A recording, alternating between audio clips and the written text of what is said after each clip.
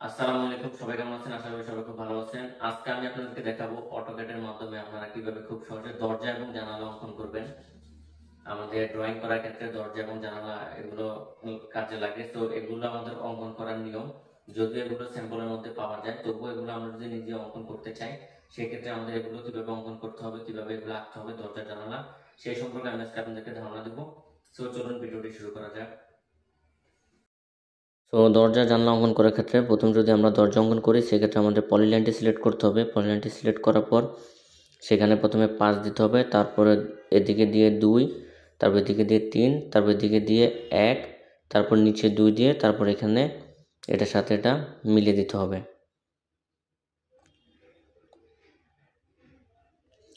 So আমি যদি same আবার দেখাই, পলিলাইন দিয়ে এখানে 5, তারপরে এদিকে দিতে হবে ডান দিকে, এদিকে হলো আপনার 2, তারপরে নিচের দিকে দিতে হবে, নিচের দিকে 3, এরপরে এদিকে এবার বাম দিকে 1, তারপরে নিচের দিকে 2, এরপরে এটার সাথে মিলিয়ে দিতে হবে।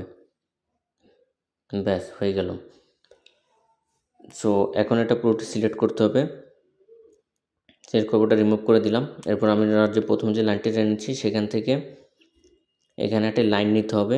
লাইন নেওয়ার পর এখানে ধরে আমরা দরজাটি দেব 3 ফিট 6 ইঞ্চি বা 3 ফিট 8 ইঞ্চি। সো আমরা 3 ফিট 8 দিলাম। 3 ফিট 8 দেওয়ার পরে আমাদের টোটাল দরজাটির একটি লাইন অঙ্কন হয়ে গেল। যেহেতু আমাদের ওখানে 2 আছে, তো দরজা আমাদের যদি 3 ফিট 6 হয়, তাহলে ওখান থেকে যেহেতু শুরু করেছি, তাই আমরা 8 দিলাম। সো আমাদের এখানে দরজাটির মাপ আসবে 3 ফিট 6। সো এখন আমরা মিরর করব। এই ঠিক লাইনটির মাঝ বরাবর আমরা মিরর করে এখানে আরেকটি রেখা নিয়ে আসব। মানে এটার যেটা আমরা অঙ্কন করেছি শুরুতে, এটা ওইখানে নিয়ে যাব মিরর করে। এখন আমরা এখানে রেক্ট্যাঙ্গেলটি নিব, নিয়ে এই বরাবর এখান থেকে রেক্ট্যাঙ্গেল টান দিয়ে এটার সাথে এসে মিলিত করতে হবে। এরপর আমাদের রেক্ট্যাঙ্গেলটি সিলেক্ট করতে হবে। সিলেক্ট করার পর এখানে আমাদের রোটেট করতে হবে। এই রেক্ট্যাঙ্গেলটি আমাদের রোটেট করতে হবে ঠিক এই জায়গায় বরাবর ধরে, এই বরাবর আমাদের রোটেট করতে হবে। ব্যাস আমাদের একটি দরজার সাইজ চলে আসছে, 3 ফিট 6 ইঞ্চি একটি দরজার সাইজ। এখন আমাদের এখানে আর্চে গিয়ে আমরা এখান থেকে এখান বরাবর একটি আর্চ অঙ্কন করব।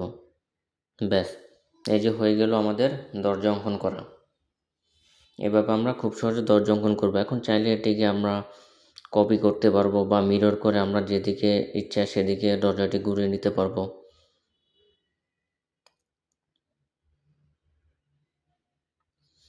এবার ধরি আমরা কপি। এবার আমরা যদি এটা কপি করি, কপি করে নিয়ে উপরে নিলাম। এরপর এটাকে চাইলে আমরা আবার রোটেট করতে পারবো। রোটেট করে আমাদের দরজার ড্রয়িংয়ের মাপ অনুযায়ী যেদিকে ইচ্ছা দরজাটি ঘুরাতেও পারবো, বা যেদিকে ইচ্ছা এদিকে দরজাটি যেভাবে মিলে সেভাবে আমরা খুব সহজে ড্রয়িংয়ে গিয়ে এটি কমপ্লিট করে দিতে পারবো। সো এখন যদি আসে আমরা জানলার ক্ষেত্রে, আমরা আবার রেক্টেঙ্গেল নেব। রেক্টেঙ্গেল নিয়ে এখানে আমরা প্রথমে জানলার সাইজ দিতে হবে 5 ফিট। তারপরে এখানে যে জানলার যে চওড়াটি রয়েছে, চওড়াটি আমরা যত ফিট দেবো, যেমন এখানে 5 ফিট, 5 ফিট রেক্টেঙ্গেল নিয়ে 5 ইঞ্চি চওড়া দেব। 5 ইঞ্চি চওড়া দিয়ে তারপর এখান থেকে মাঝখানে আমরা একটি লাইন নেব। সো একটি রেক্টেঙ্গেল নিয়ে সেখানে দিতে হবে 5 ফিট, 5 ইঞ্চি। সো আমাদের হয়ে গেল জানালা। এটি আমাদের জানলার সাইজ হয়ে গেল। এখন আমরা এখানে ইচ্ছা মতো কালার করে নিতে পারবো, জানালার কালার দিতে পারবো। তারপর আমাদের 5 ফিট সাইজের একটি জানালা হয়ে গেছে।